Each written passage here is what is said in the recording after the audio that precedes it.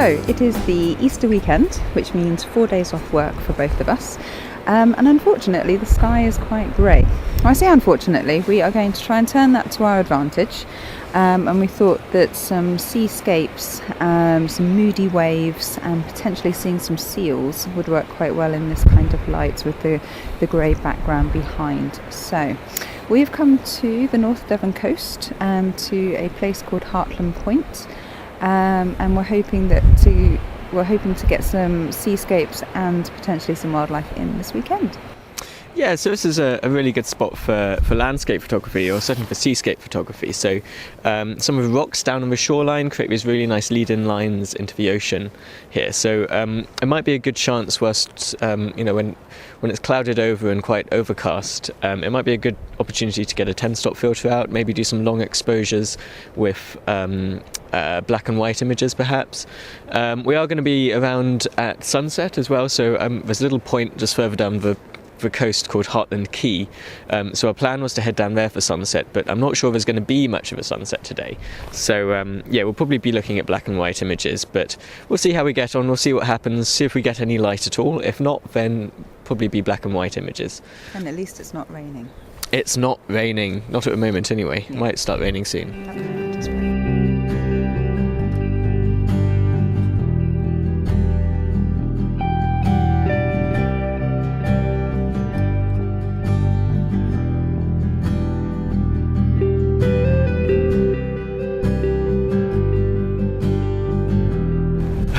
Okay, so as you can see, it's quite windy here. We're actually at a point called Hartland Point Lighthouse, and what I wanted to do is try and get an image of a lighthouse taken with a 10-stop filter. I expect this is going to be a black and white image. And to be honest, it's been quite hard to get a decent composition of a lighthouse. There was a viewing point of the lighthouse just up the cliff, just up there. Unfortunately, from that point, the lighthouse itself was a little bit obscured, so I didn't think it gave the best view. So we've just walked round the coast a little way, and I think that this position here, which is right next to this war memorial, I think this position is going to give a slightly better angle of view of the lighthouse and a better composition. It's pretty windy, as you can see, and that's actually going to cause a few problems for me when I'm doing a 10-stop exposure. In the current light, without the 10-stop filter, we'd be looking at a 25th of a second exposure, and as a result of that, with the 10-stop filter, that actually increases our exposure up to 30 seconds. As you can see, before this foreground here, with all these bushes, is blowing around quite a lot, so that's going to be moving within my frame.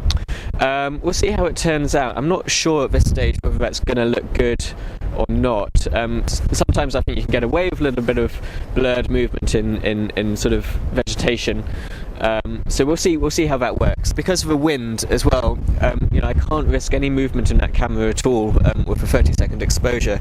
So we've actually got the bag hanging on a hook beneath the tripod, which is just helping to weigh it down. I've hooked the strap of the camera through here as well. And the other thing which I'm going to do is pop this little eyepiece cover on the back of the camera. With a 10-stop filter, you have to make sure that no light is getting into the camera at all. With a 10-stop filter, you have to be really careful about sort of light actually can creep in through the eyepiece of your camera.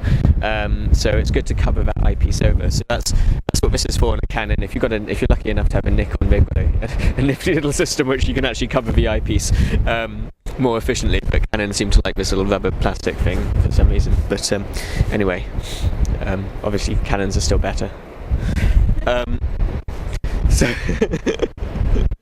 So yes, I'm gonna go and take this shot now. It's a 32-second exposure. We'll see how it turns out. Let me know what you think of the picture below, and hopefully it'll be okay.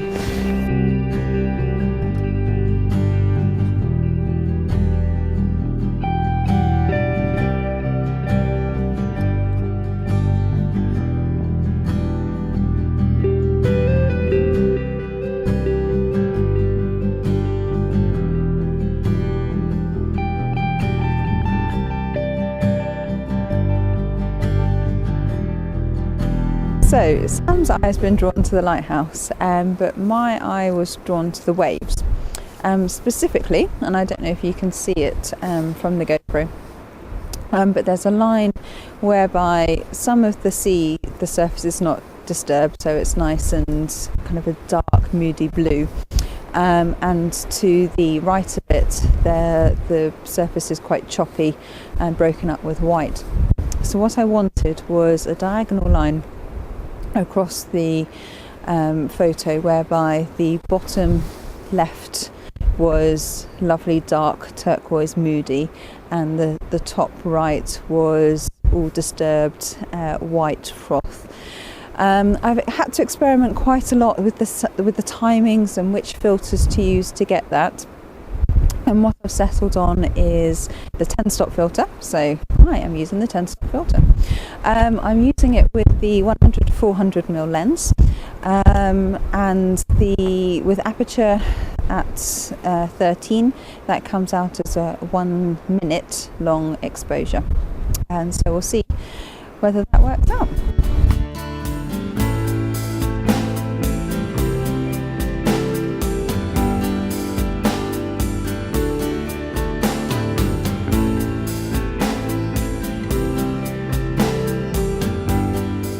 Okay, so we've just walked up to this spot here now, and as you can see, there's just this most amazing view of the cliffs and the coastline. And I've managed to find this composition here where we have this gorse in the foreground, and again, actually, there's actually some quite good light happening out to sea as well. So I think this is going to work really well. My plan for this shot is to use a 10-stop filter again. But my slight concern about using the 10-stop filter in this shot is that because it's quite windy, I'm just worried that it's going to cause a bit of blur in the movement of this foreground here, which I've got going on with this gorse. So what I'm going to do is I'm actually going to do two shots. The first shot I'm going to do it without the 10-stop filter, and I'm going to focus stack it as well. So I'll focus just on this gorse here in the foreground, just to ensure that I get this really nice and sharp in the foreground of the image. I'm then going to refocus about a third of the way into the scene, just about where that cave is. Pop the 10-stop on, and then I'll take a second exposure with a 10-stop. Now in the current light, the 10-stop's actually working out as about a 5-minute exposure. So I take a second image with a 10-stop, and then I'll blend those two images together, just to ensure that this foreground interest with this gorse here just stays really sharp. So I'm going to go ahead now and I'll take those images, and we'll see how we get on.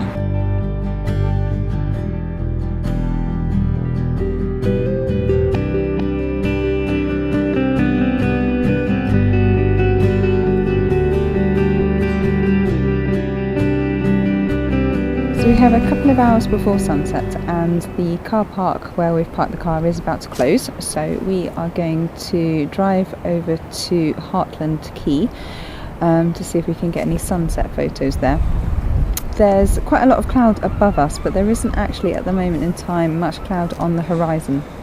So what we hope is that with the sunset we'll get some lovely colours where the sun catches the underside of this bank of cloud. Well, that's what the hope is.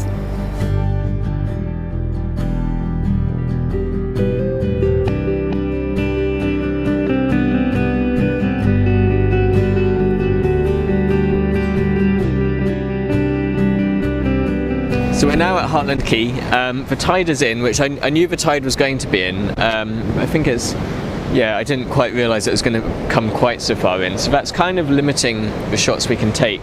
However, I've found one composition which looks quite good. So we're going to pop down to where I saw the composition now and just see if we can get that set up quickly. Okay, so I think I've got my composition set up now. We've got this nice little gully coming in here where we've got the waves sort of smashing in through the gully, and every now and again you get a bigger one which just splashes over those rocks.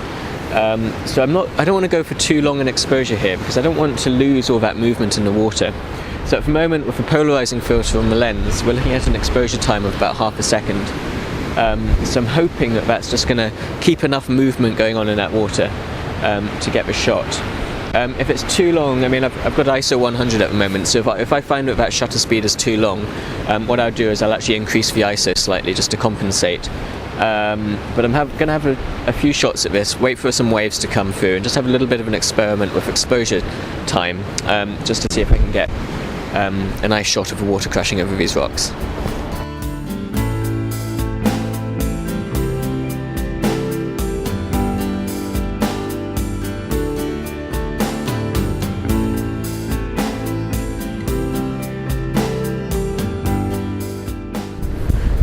Okay, I think this is probably going to be the final shot of the day.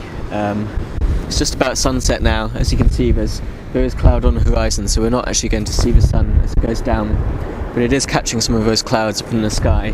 So yeah, it's been a bit rushed, to be honest, here.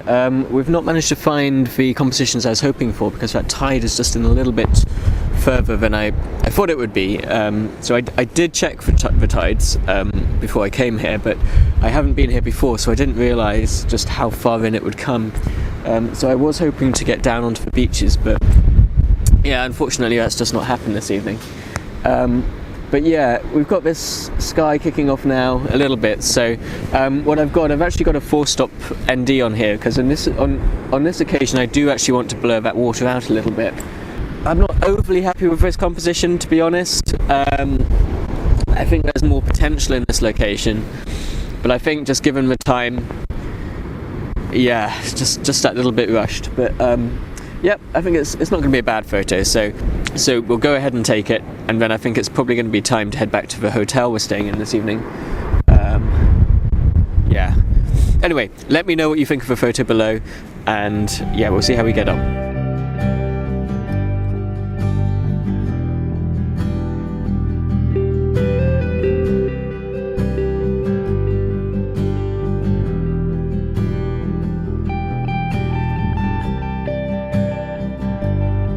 If you like this video, please remember to hit the like button below, and please consider subscribing if you haven't done so already. Take care, and we'll see you next time.